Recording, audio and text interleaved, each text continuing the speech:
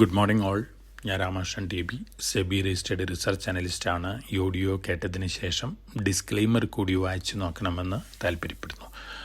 ഇന്ന് നമ്മൾ എക്സ്പെക്റ്റ് ചെയ്യുന്ന വീണ്ടും ഒരു മ്യൂട്ടഡ് ഓപ്പണിങ്ങും വൊളാറ്റിലിറ്റിയും തന്നെയാണ്. ട്രംപിൻ്റെ സ്റ്റേറ്റ്മെൻറ്റുകളാണ് ഇത്തരത്തിലുള്ളൊരു വൊളാറ്റിലിറ്റിക്കൊക്കെ കാരണം. ഇന്ന് ഏഷ്യൻ മാർക്കറ്റുകളെല്ലാം തന്നെ ബെറ്ററായിട്ടാണ് ട്രേഡ് ചെയ്യുന്നത്. അതേസമയം ഇന്നലെ US മാർക്കറ്റുകൾ ബെറ്ററായിരുന്നു, യൂറോപ്പ് ബെറ്ററായിരുന്നു. ഇന്നലെ ജാപ്പനീസ് മാർക്കറ്റുകൾ ഒഴികെ എല്ലാ ഏഷ്യൻ മാർക്കറ്റുകളും ബെറ്ററായിരുന്നു. കമ്മോഡിറ്റികൾ നോക്കുകയാണെങ്കിൽ ഗോൾഡ്, സിൽവർ, ഈ കമ്മോഡിറ്റികൾ നല്ല ബെറ്ററായിട്ടാണ് ക്ലോസ് ചെയ്തിരുന്നത്. ഇന്ന് മോർണിംഗിൽ ഗോൾഡ് വീണ്ടും ബെറ്ററായിട്ട് തന്നെയാണ് ട്രേഡ് ചെയ്യുന്നത്. $3,382 പെർ ഔൺസിനാണ് ഇന്ന് മോർണിംഗിൽ ഗോൾഡ് ട്രേഡ് ചെയ്യുന്നത്. സിൽവർ $37.5 പെർ ഔൺസിനാണ് സിൽവറും ട്രേഡ് ചെയ്യുന്നത്. കോപ്പർ, അതുപോലെ തന്നെ സിങ്ക്, ഈ കമ്മോഡിറ്റികളും ബെറ്ററായിട്ടാണ് മോർണിംഗിൽ ട്രേഡ് ചെയ്യുന്നത്. മറ്റ് കമ്മോഡിറ്റികളെല്ലാം തന്നെ വീക്കായിട്ടാണ് ഇന്ന് മോർണിംഗിൽ ട്രേഡ് ചെയ്യുന്നത്. നമ്മളെ സംബന്ധിച്ച് നോക്കുകയാണെങ്കിൽ ട്രംപിൻ്റെ സ്റ്റേറ്റ്മെൻറ്റുകൾ തന്നെയാണ് നമ്മുടെ മാർക്കറ്റിൽ ചെറിയ രീതിയിലുള്ള വൊളാറ്റിലിറ്റിയൊക്കെ ഉണ്ടാക്കാൻ പോകുന്നത്. അദ്ദേഹം വീണ്ടും പറഞ്ഞിരിക്കുന്നത് ഇന്ത്യയിൽ നിന്നുള്ള ഇമ്പോർട്ടിന്മേൽ വീണ്ടും താരിഫ് കൂട്ടുന്നതാണ്. റഷ്യയുമായുള്ള സൗഹൃദത്തിൻ്റെ ഒരു ഇമ്പാക്റ്റാണ്. ഇന്ത്യ ഗവൺമെൻറ് സ്റ്റാൻഡ് വളരെ സ്ട്രോങ് ആണ്. റഷ്യയുമായിട്ടുള്ള സൗഹൃദത്തിൽ യാതൊരു തരത്തിലുള്ള കോട്ടം തട്ടുന്ന തരത്തിലുള്ള തീരുമാനങ്ങൾ ഇന്ത്യ എടുക്കില്ല എന്ന് വളരെ അസന്നിഗ്ധമായിട്ട് നമ്മുടെ പ്രൈം മിനിസ്റ്റർ പ്രഖ്യാപിച്ചിട്ടുണ്ട്. തീർച്ചയായിട്ടും നമ്മളെ സംബന്ധിച്ച് അഭിമാനിക്കാവുന്ന ഒരു കാര്യം തന്നെയാണ്. ഇന്നലെ അമേരിക്കൻ മാർക്കറ്റിലെ മേജറായിട്ടുള്ള പോസിറ്റീവ് ഇമ്പാക്റ്റിന് കാരണം US ഫെഡിൻ്റെ സെപ്റ്റംബർ മീറ്റിങ്ങിൽ പലിശ നിരക്ക് കുറയ്ക്കുമെന്നുള്ളൊരു എക്സ്പെക്റ്റേഷനാണ്. അതോടൊപ്പം തന്നെ S&P 500 കമ്പനികളുടെ പെർഫോമൻസ് ബെറ്റർ ദാൻ എക്സ്പെക്റ്റേഷൻസ് ആണ്. ഈ രണ്ട് ഫാക്ടേഴ്സാണ് അമേരിക്കൻ മാർക്കറ്റിൽ പോസിറ്റീവ് ഇമ്പാക്റ്റ് ഉണ്ടാക്കിയിട്ടുള്ളത്. നമ്മളെ സംബന്ധിച്ച് നമ്മൾ എക്സ്പെക്റ്റ് ചെയ്യുന്ന സ്റ്റോക്ക് സ്പെസിഫിക് ആയിട്ടുള്ള അപ്പ് മൂവ്സും അതുപോലെ തന്നെ ആക്ഷൻസും ആണ്. Q1 റിസൾട്ടുകൾക്ക് അനുസരിച്ചിട്ടുള്ള ഒരു മൂവ്മെൻ്റ് ആണ് നമ്മളിന്ന് മാർക്കറ്റിൽ എക്സ്പെക്റ്റ് ചെയ്യുന്നത്. അതോടൊപ്പം തന്നെ സ്റ്റോക്ക് സ്പെസിഫിക് ആയിട്ടുള്ള ന്യൂസ് ഫ്ലോസ് നോക്കുകയാണെങ്കിൽ L&T മൈൻഡ്രി പാൻ 2 വേർഷൻ ഇംപ്ലിമെൻ്റ് ചെയ്യാനുള്ള ഓർഡർ കിട്ടിയിരിക്കുന്നത് L&T മൈൻഡ്രിക്കാണ്. L&Tനെ സംബന്ധിച്ച് പോസിറ്റീവാണ്. മുമ്പ് ഇത് ചെയ്തിരുന്ന UT, അതുപോലെ തന്നെ പ്രൊട്ടിയാൻ, ഈ ഗവർണൻസ്, ഈ കമ്പനികളാണ്. അപ്പോൾ L&Tനെ സംബന്ധിച്ച് ഈ ഓർഡർ ബാഗിങ് ന്യൂസ് വളരെ പോസിറ്റീവായിട്ടുള്ള ന്യൂസാണ്.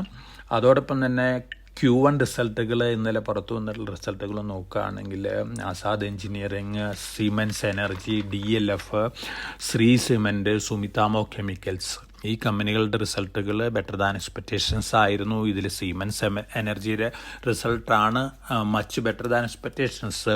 ഈ സ്റ്റോക്കുകളിലെല്ലാം തന്നെ റിസൾട്ടിൻ്റെ ഒരു ഇമ്പാക്റ്റ് കാണാനായിട്ട് സാധിക്കും.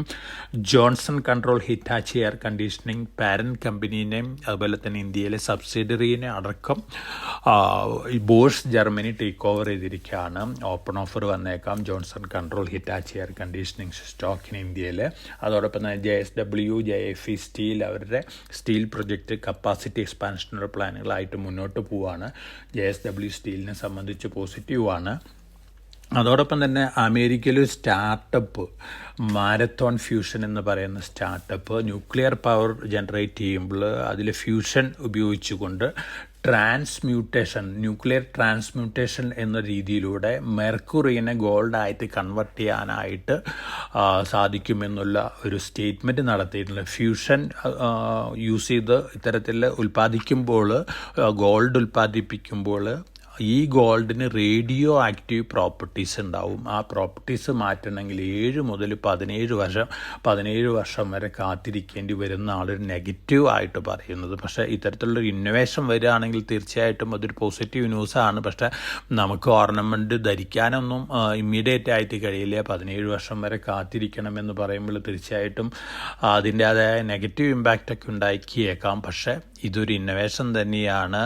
ന്യൂക്ലിയർ പവർ ജനറേഷനിൽ നിന്ന് ന്യൂക്ലിയർ ട്രാൻസ്മ്യൂട്ടേഷൻ എന്ന് പറയുന്ന പ്രോസസ്സിൽ കൂടെ മെർക്കുറിനെ ഗോൾഡാക്കി മാറ്റുന്ന ഒരു രീതിയാണ്. ഒരു വർഷം 5000 കിലോഗ്രാം ഗോൾഡ് ഇത്തരത്തിൽ പ്രൊഡ്യൂസ് ചെയ്യാൻ സാധിക്കുന്നതാണ് ഇവർ അവകാശപ്പെട്ടിരിക്കുന്നത്. ഇതുവരെ ഈ എക്സ്പെരിമെൻ്റൊക്കെ നടത്തിയിട്ടുള്ള സിമുലേഷൻ മെത്തേഡിൽ കൂടിയാണ് ഇത് റിയാലിറ്റി ആവുന്നതാണ് അവർ അവകാശപ്പെടുന്നത്. തീർച്ചയായിട്ടും ഇത്തരത്തിലുള്ള അവകാശവാദം ശരിയാവുകയാണെങ്കിൽ ഗോൾഡിനൊരു കോമ്പറ്റീഷൻ വരികയാണ്.